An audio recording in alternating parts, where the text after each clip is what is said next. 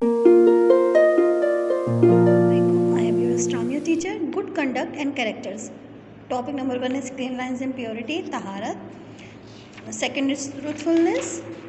Third is truthworthiness and honesty. Benevolence, spirit of sacrifice and nationalism.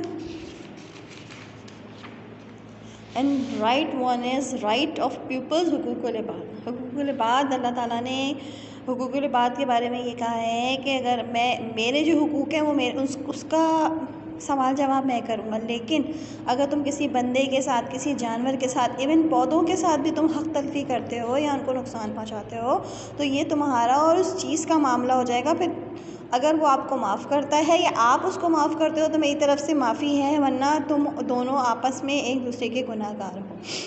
Allah is our creator, our soul master, to whom we will owe everything. It is to him that we will return, and to him we pray for all our needs. He gave us life, food, water and shelter to survive. He has given us the ability to acquire knowledge. He sent his prophet to relate to us his teaching, a guide for our entire life, and Hazrat Muhammad Mustafa sallallahu alaihi wasallam, the best human being, brought us the most complete religion, Islam. The Holy Quran is still with us in the complete form to help us lead our lives according to Allah's teaching. In return, we should always be thankful for all his benevolence and gifts. We must pray 5 times a day and observe Islam principle as our way of life. अल्लाह ताला हमारा पैदा करने वाला है, अल्लाह ताला हमें बनाने वाला है, अल्लाह ताला हमें सब कुछ देने वाला है. अगर अल्लाह ताला की रहमतें ना हो तो हम एक लम्हे भी नहीं रह सकते इस दुनिया में. अल्लाह ताला ने हमें खाना दिया है, पानी दिया है, रहने के लिए घर दिए हैं, वालिदैन दिए हैं संभालने के लिए. फिर लेकिन अल्लाह ताला ने यहीं पे नहीं फुल स्टॉप लगा दिया. अल्लाह ताला ने हमें ज़िंदगी सिखाने का, ज़िंदा रहने का, ज़िंदगी लोगों के साथ कनेक्ट करने का, इबादत करने के लिए हुज़रत मोहम्मद मुस्तफ़ा सल्लल्लाहु अलैहि वसल्लम को भेजा, जिन्होंने हमें बताया कि ज़िंदगी कैसे गुजारनी है.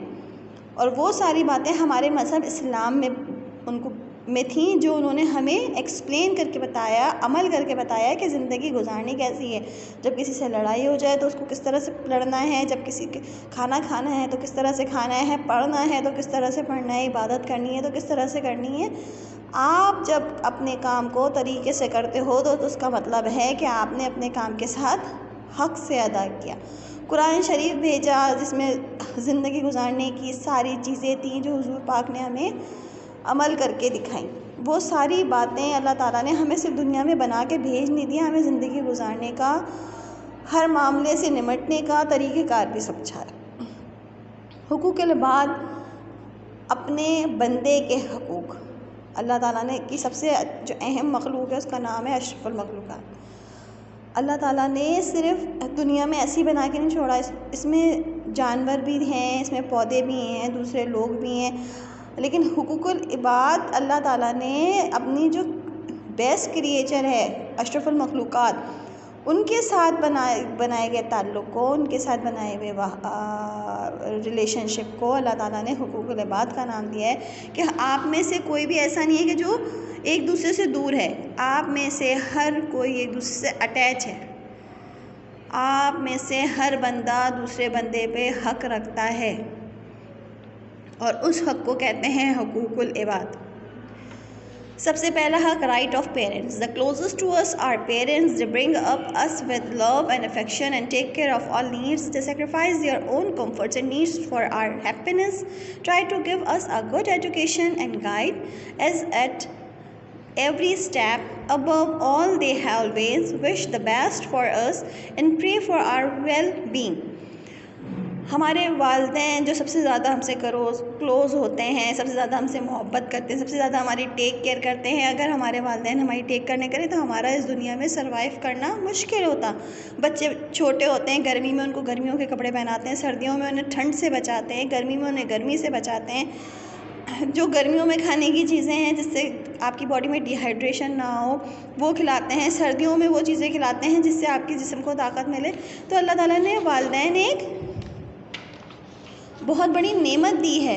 वालिदैन अगर नहीं, वो बच्चे बड़े खुश नसीब हैं जिनके वालिदैन होते हैं। वो बच्चे बहुत तकलीफ़ उठाते हैं जिनके पेरेंट्स नहीं होते।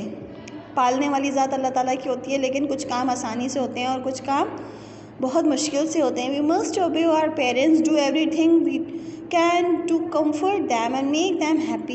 We should never speak loudly to them or scold them. When they are old, we must be very patient and kind to them and take care of all their needs even after their death. We have been told to keep praying for their souls and be kind to their relatives and friends. क्या कह रहे हैं कि हमें अपने parents जब तक हम छोटे होते हैं तब तक हमारे माँ बाप हमसे बहुत प्यार से बात करते हैं, हमारा बड़ा ख्याल रखते हैं, लेकिन जब वो बूढ़े हो जाते हैं तो फिर हमारा क्या होता है, हम उनसे चिढ़ना शुरू कर देते हैं। हमें उनको बार बार समझाना, बार बार बताना, बार बार साथ लेके चलना वो बहुत मुश्किल होता है। हम समझते हैं ये पुराने ज़माने के और हम नए ज़माने के, हमें पता है कि हर मामला कैसे हल होगा। तो Quran teach us prayers for parents if It say, "Oh Allah, be kind and merciful to them as they were kind to me when I was child." Quran में क्या है कि दुआ है कि या अल्लाह पाक मेरे माँ बाप के साथ इसी तरह रहमत से और मोहब्बत से पेश आना जैसे जब वो मैं बच्चा था तब वो मेरे साथ करते थे।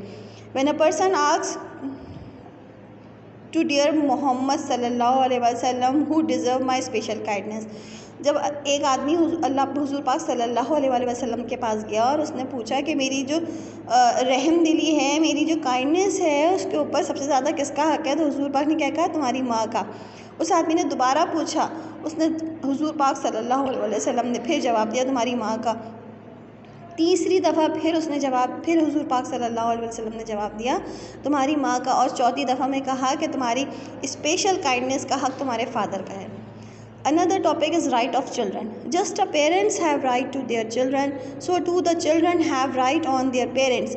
It is the duty of all parents not to kill or ill-treat their children because poverty or any other reason.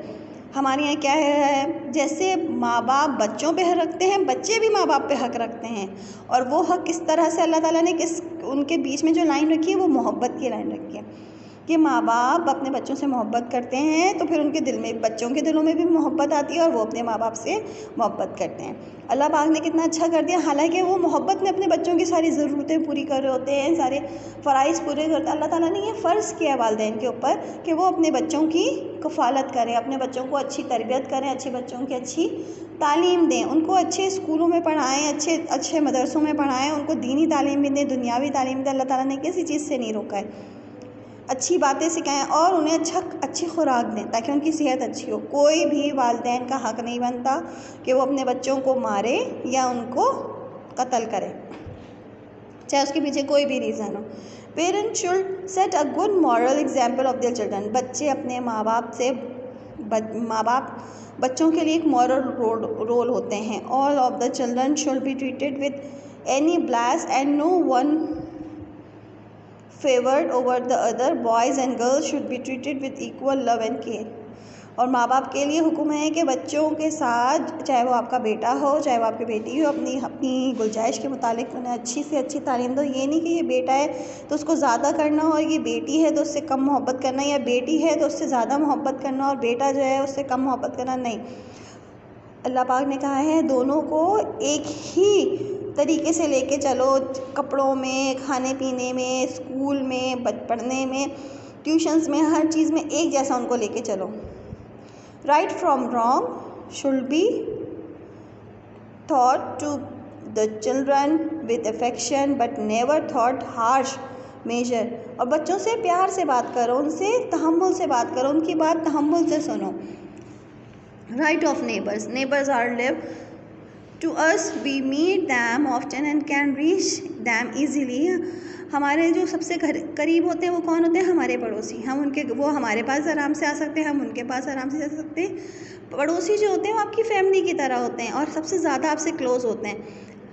हुज़ूर पाक सल्लल्लाहु अलैहि वसल्लम ने कहा है कि अगर आप कोई अच्छी चीज़ बनाते हो तो आप अपने पड़ोसी को भेजो, और अगर आपके पास कम है, आप नहीं दे सकते, तो आप उसका कचरा जो है वो ब्लैक शॉपर में रैप करके भेजो ताकि आपका पड़ोसी का दिल ख़राब ना हो। If you eat good food और फ्रूट शेयर दैट, वही कि हुजूर पाक सल्लल्लाहु अलैहि वसल्लम ने अपने पड़ोसियों का कितना हक बताया कि तुम्हारे खाने पीने तक पे उनका हक है कि किस तरह से तुमने खाना पीना है। ही वंस टोल्ड हज़रत Ayesha that the angel Jibril stress the right of neighbour so much that I am almost thought that they will be given a share in my inheritance. कि जिब्रील आए थे हज़रत आयशा और वो कह रहे थे कि मुसलमान के पड़ोसियों का इतना हक है कि इनको अपनी जायदादों में से भी हिस्सा देना चाहिए। Respect for teacher, parents look after us at home and our teacher teach and guide us at school and thought out our academic career. They are like our parents in school because they educate us and show us the right direction. They help us to gain knowledge and tell us the difference between good and bad. माँ बाप हमें घर पे संभालते हैं और जो teachers होते हैं वो हमें ज़िंदगी में गाइड करते हैं।